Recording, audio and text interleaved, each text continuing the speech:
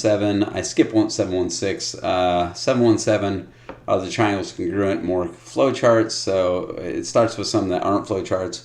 The idea that, hey, look, this is an isosceles triangle. I think a lot of people just get kind of locked in the fact that isosceles triangles have two sides that are the same, but also the angles across from those two sides are the same. So if the angles are the same, that means that the sides are the same. So I can say 3x plus 13 is equal to 5x plus 2. And then I can just solve this equation. And I will get 11 equals 2x. So x equals 5.5 degrees. Not only that, but you should probably go in and double check it. So that's, if I plug 5.5 in here, I get 27.5 plus 2. I get 29.5 for the side.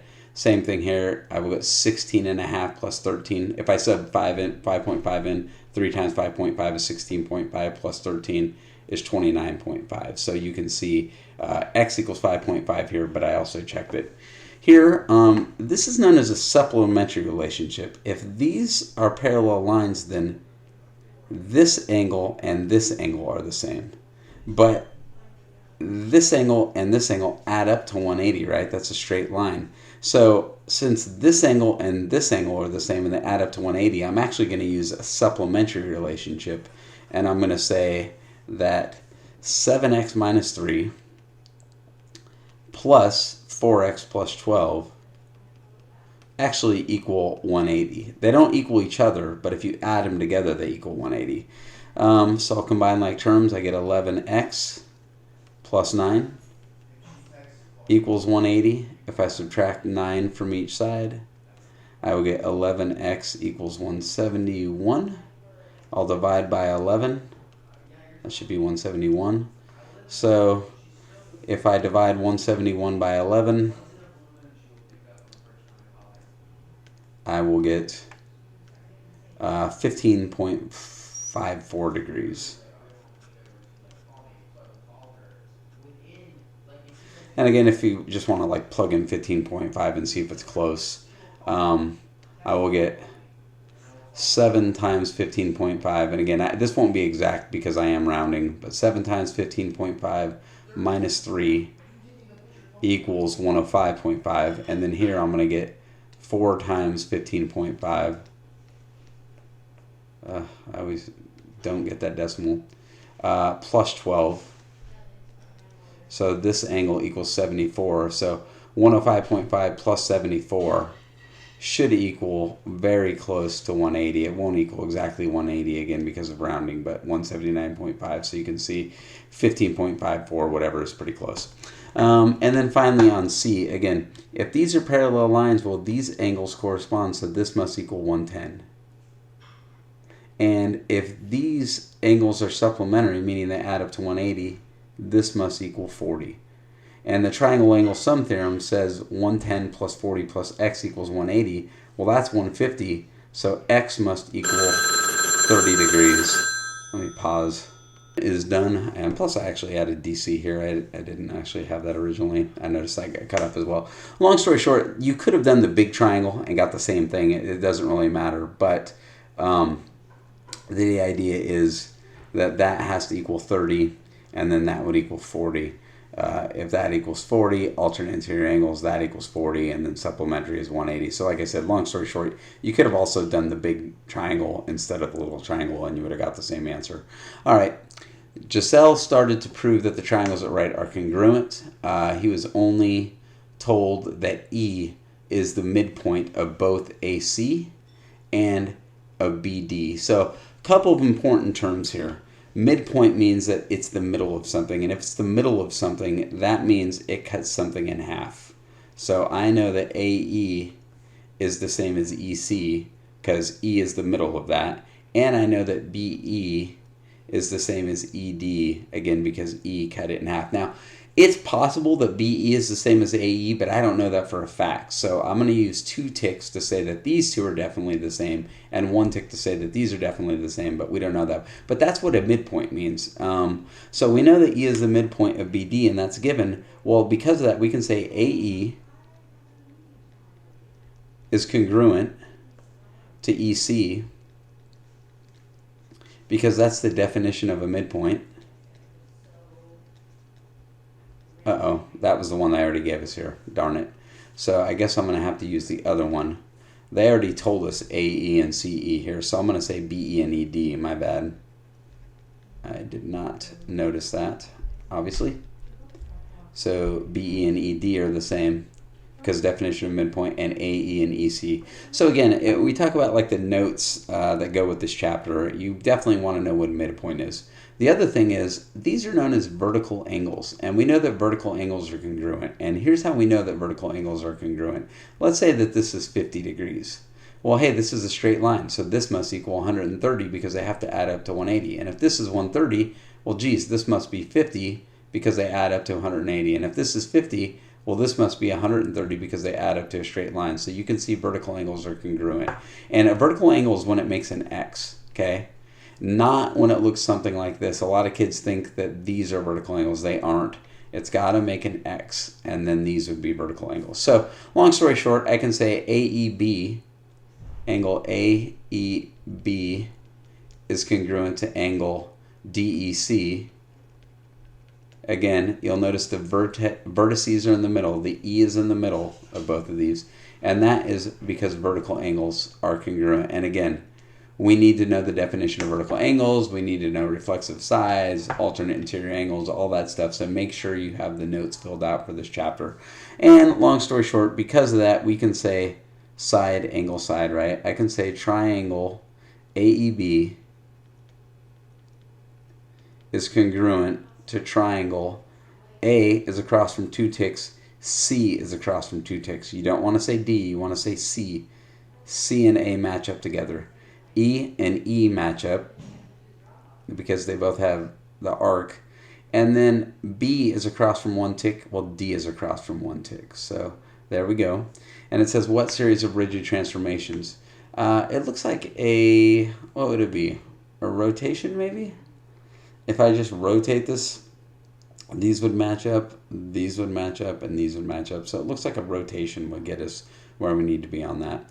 All right, at that point, I will close 717A and open 717B to get the next problem. So we already did that one. So we're down at 776.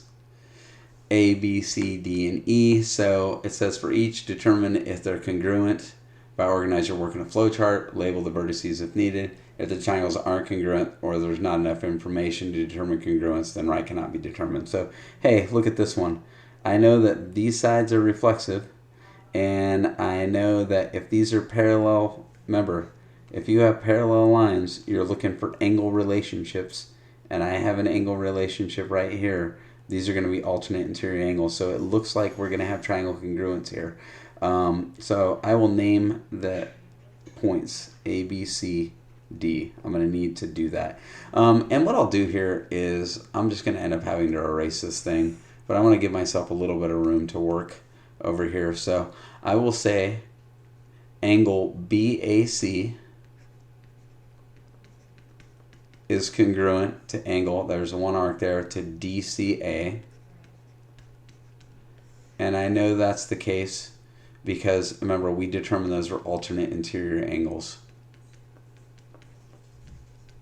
It's really, if lines are parallel, then alternate interior angles are congruent. But like I said, we'll just say alternate interior angles. Next, we said AC is congruent to AC, or AC is congruent to CA, or whatever. It doesn't matter. But we know that's true because of reflexive. Those are reflexive sides. And again, this is all vocabulary you need to know. So make sure you have this down. And then the last thing is, we know that side AB is congruent to side DC. And again, we know that not because of these carets. These carets are what told us the lines are parallel. We know because of these ticks. These ticks say they're congruent. So that was either given, or you can say ticks. It doesn't matter either way. Long story short, we will say triangle ABC. Triangle ABC is congruent to triangle. A has 1 tick, C has 1 tick. B is across from 2, D is across from 2. C is across from 1 tick, and A is across from 1 tick. So again, you can see the A's don't match up and the C's don't match up. Sometimes I do, sometimes I don't. This one they don't. And we know that because of side, angle, side. Again, that's side, angle, side because that angle connects the two sides and that A connects the two S's. Again, you can't break from one triangle to the other. Sometimes kids will say it's angle, side, angle. You don't get to go from the top triangle to the bottom triangle. You have to stay up at the top triangle and then compare it to the bottom triangle. So that's side, angle, side, and not the other way. All right, let's go ahead and get rid of A and let's do B. So for B, when we look here, a couple things going on. First of all, we don't have letters, so we'll name A, B, C, D. Second of all, we appear to have angle and sides, so it looks like we have enough information, but I want to point something out to you. You'll notice that the sides don't correspond. Look, across from this angle is 1 tick, and across from this angle is 2 ticks. So we don't have corresponding sides, and corresponding sides are super important. So we'll just say not congruent. So again, this one was because of side, angle, side, I believe. This one's not congruent. We'll go here. Hey, look, this angle's the same as this angle. This angle's the same as this angle. These angles are obviously the same, either because they're vertical or because of triangle angle sum theorem. It doesn't matter. But we don't have a side either way, and we need a side. All right, sorry about that. So we don't have a side. Angle, angle, angle is not enough. So again, we'll say not congruent here. On this one, we'll name these ones. This is a nice, easy one. These sides are the same and these sides are the same. Well, these sides have to be the same because they're reflexive. So we will go ahead and make a flow chart here. I'm going to say AB is congruent to side AD. And I know that because it's given by ticks. I will say side BC is congruent to side DC. Again, I know that. It's given also because of ticks. And then finally, I can say AC is congruent to side AC.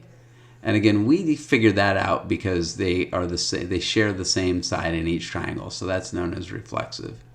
So pretty easy flow chart here. We're going to say triangle ABC is congruent to triangle.